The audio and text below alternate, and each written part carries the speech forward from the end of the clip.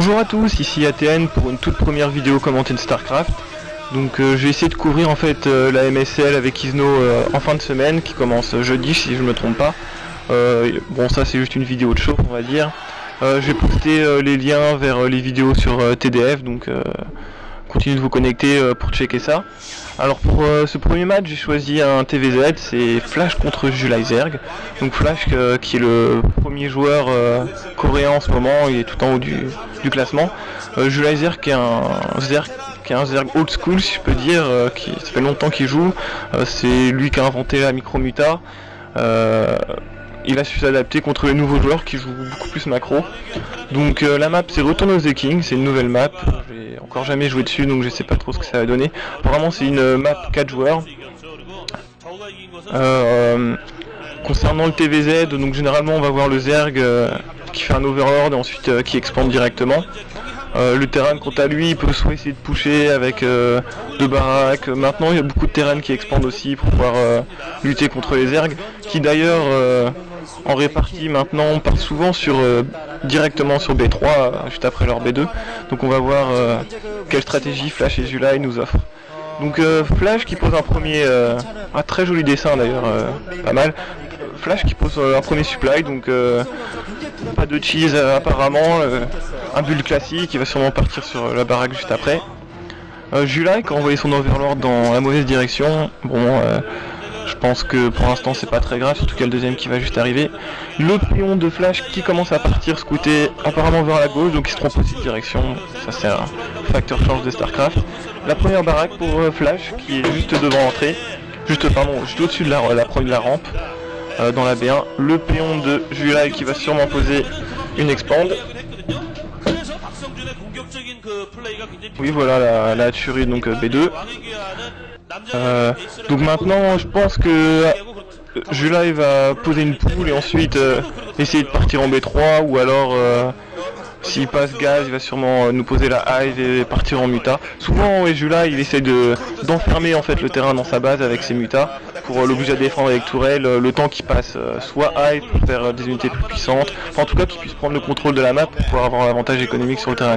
Donc voici l'extracteur et la spawning pool. Je me demande s'il va poser une B3, je sais pas si cette map c'est peut-être plus difficile de poser une B3.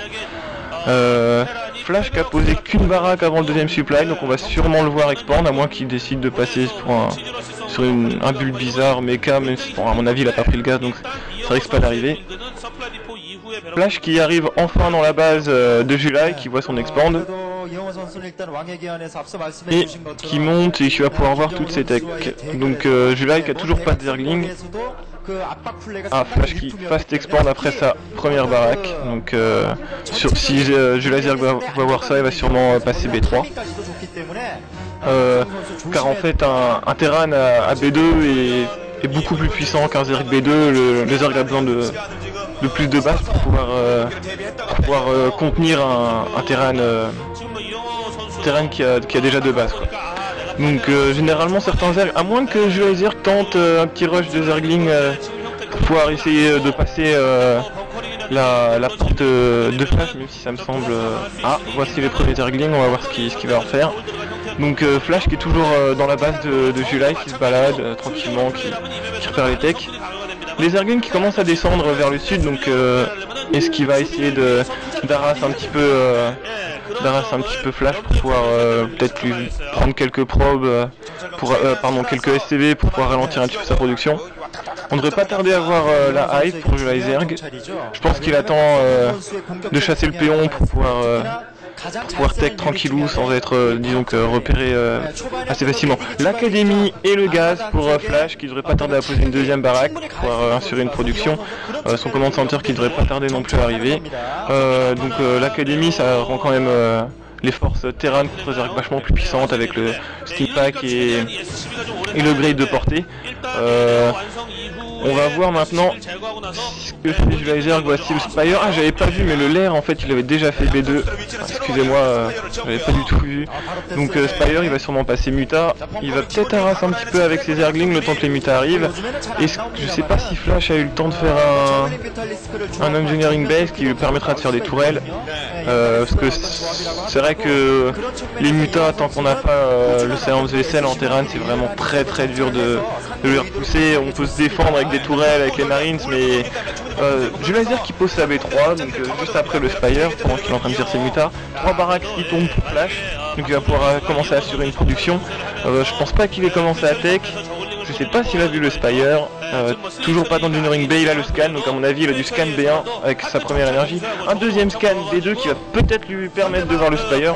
Enfin, je pense quand même, connaissant Flash, qui doit s'en douter, et puis July part quand même souvent en micro-muta vu la facilité qu'il a. Un premier push de Zergling qui essaye de détruire quelques pions dans la B2 de Flash, qui essaye de défendre avec, il a 2 Marines, un Medic, ça devrait pas poser de problème, 2 Marines, 2 Medic, pardon. Un pont quand même à 5 de vie, donc bien joué de la part de July qui fait revenir ses Zerglings en arrière, en avant, essayant de pêcher un péon. Il y a un bunker en fait qui est au nord, donc le bunker il permet pas de détruire de tuer les Zerglings qui sont en bas, c'est-à-dire que Flash est obligé de sortir ses Marines pour pouvoir avancer sur les Zerglings. Voici enfin l'Engineering Bay pour pouvoir faire des tourelles. Là, à mon avis, July produit des mutants, on va les voir arriver d'ici peu. Je sais pas du tout si Flash va pouvoir gérer les mutas, il a toujours aucune tourelle. J'ai pas encore vu la facto, donc il est encore loin du Silence Vessel qui, à mon avis, est quand même indispensable contre muta. Il place tout de même, c'est très bien joué de la part de Flash, il place ses Marines au nord pour intercepter les mutas avant qu'ils puissent arriver dans la base et faire n'importe quel dégât considérable. July qui macro ses mutas en fait, il essaye de tirer sur un Marine et de les reculer avant que les Marines aient le temps de le détruire. Voici la première tourelle. Les mutas donc, qui vont tourner en rond, essayant de tuer des péons B1, B2. C'est une sorte de technique d'arrage de la part du Zerg qui lance le pouvoir deck derrière tout en posant des bases.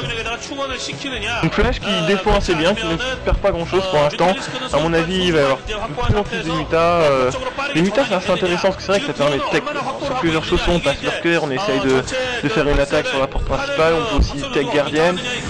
July qui essaye de faire tomber la tourelle B2, Flash qui ramène ses Marines en renfort. July qui macro bien ses mutas qu'on perd aucune pour l'instant. Alors que Flash répare sa tourelle, donc il n'y a pour l'instant aucun problème. July qui revient un peu sur la tourelle, Flash qui refait exactement la même manipulation en ramenant sa marine et en réparant sa tourelle. Donc apparemment July continue à faire des mutas, un petit scan de Flash, qui continue à fabriquer des tourelles, à défendre avec ses marines. J'espère que Flash a commencé la facto, j'ai hâte de voir sa micro avec Vessel. Je l'avais vu dans une game contre Stavior où il s'était récupéré d'une tech gardienne avec des vaisselles, c'était assez incroyable, je vous la conseille de la regarder. Donc Flash contre Stavior, c'était il n'y a pas longtemps.